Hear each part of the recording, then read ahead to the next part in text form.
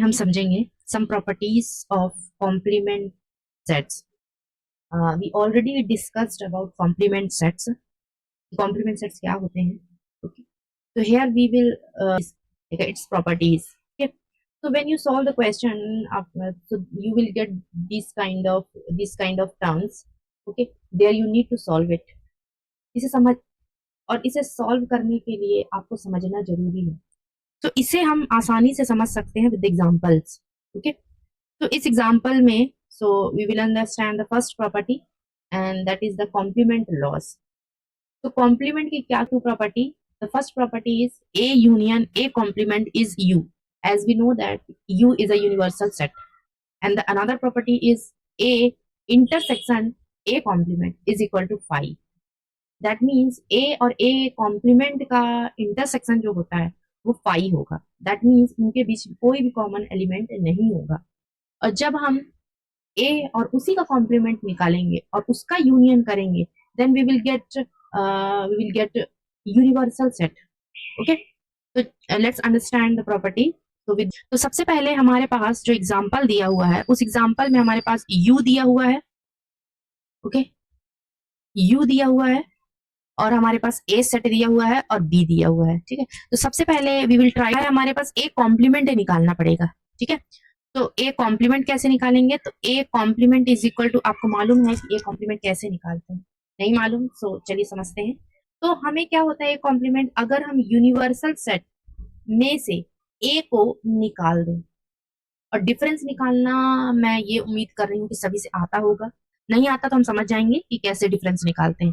तो universal set में से A के सारे एलिमेंट जो है उसको निकाल देंगे, तो जो बचेगा वही हमारा A कॉम्प्लीमेंट कहलाता है। ठीक है, तो चलिए निकालते हैं। तो यूनिवर्सल सेट क्या है? सबसे पहले हम यूनिवर्सल सेट को लिख लेते हैं। यूनिवर्सल सेट है हमारा 1, यूनिवर्सल है। अब हमें इसमें से माइनस करना है A को, और A के एलिमेंट क्या क्या है? 2, 4। डिफरेंस में जो आगे होता है उसमें से जो डिफरेंस के बाद होता है जिसे निकालना होता है वो उसके सारे एलिमेंट निकल जाते हैं। तो चलिए हम उन सारे एलिमेंट को कट कर देंगे जो A में है। ठीक है, क्योंकि हमें A निकालना है इसमें से बाहर। तो क्या क्या है इसमें? 2 है, तो हम ये 2 को कैंसिल कर देते हैं। 2 है तो 2 को कैंसिल कर दिया। उसके बाद क्या है? 4 है। ठीक है, तो 4 को कैंसिल कर दिया। 6 है तो 6 को कैंसिल कर दिया। 8 है तो 8 को कैंसिल कर दिया। Now what are the remaining elements? So remaining elements we will write here 1, 3, 5, 7, 9. So this is A complement. This is A complement. अब हमें इन दोनों का A complement हो गया। A already given है in the example in the question. तो हमें अब निकालना है A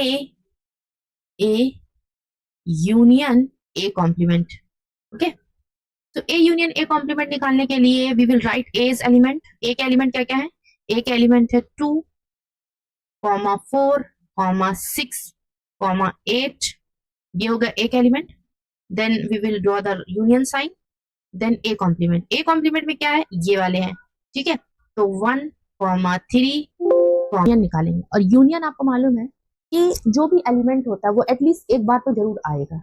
ठीक है, इट विल नॉट रिपीट, लेकिन एक बार जरूर आएगा। तो चलिए हम सीक्वेंस वाइज ही लिखते हैं। तो सबसे पहले 1 है तो 1 लिख दिया, फिर 2 है, इसमें है 2 तो 2 लिख दिया, फिर 3 उसमें है तो इसको लिख दिया, 4 इसमें है, 5 उसमें है, 6 इसमें है, 7 उसमें है, 8 इसमें है और 9 उसमें है।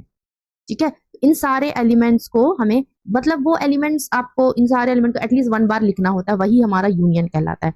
तो देखते हैं ये जो सारा जो हमारा आया है ये कौन से सेट में है? ये वाला पूरा कौन से सेट में है? थोड़ा सा ऊपर देखते हैं हम, जहां हमारे पास यूनिवर्सल सेट दिया है। तो यूनिवर्सल सेट में दिया है 1, 2, 3, 4, 5, 6, 7, 8, 9। यस, तो ये क्या है? यूनिवर्सल सेट हमारे पास आ गया है। क्या आ गया हमारे पास? Universal set. That mean it is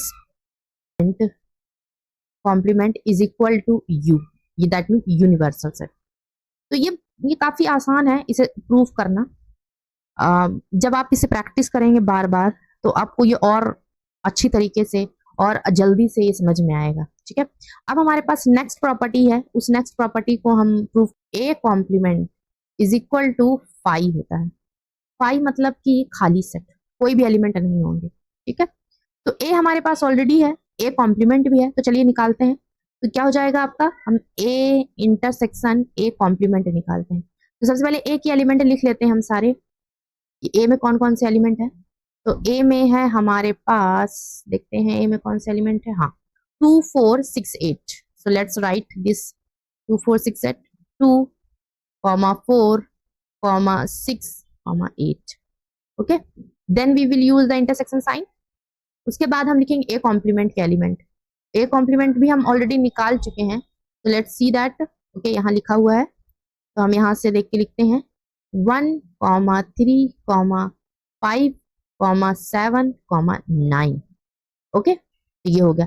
अब हमें इनके बीच का कॉमन एलिमेंट निकालना है। कॉमन क्या है, कोई है एलिमेंट जो कॉमन है इनके बीच में, 2 4 6 8 1 3 5 नहीं, ऐसा कोई एलिमेंट नहीं है जो दोनों में हो, ठीक है। दोनों में अलग अलग एलिमेंट है, इसका मतलब है इनके बीच कोई भी कॉमन एलिमेंट नहीं है।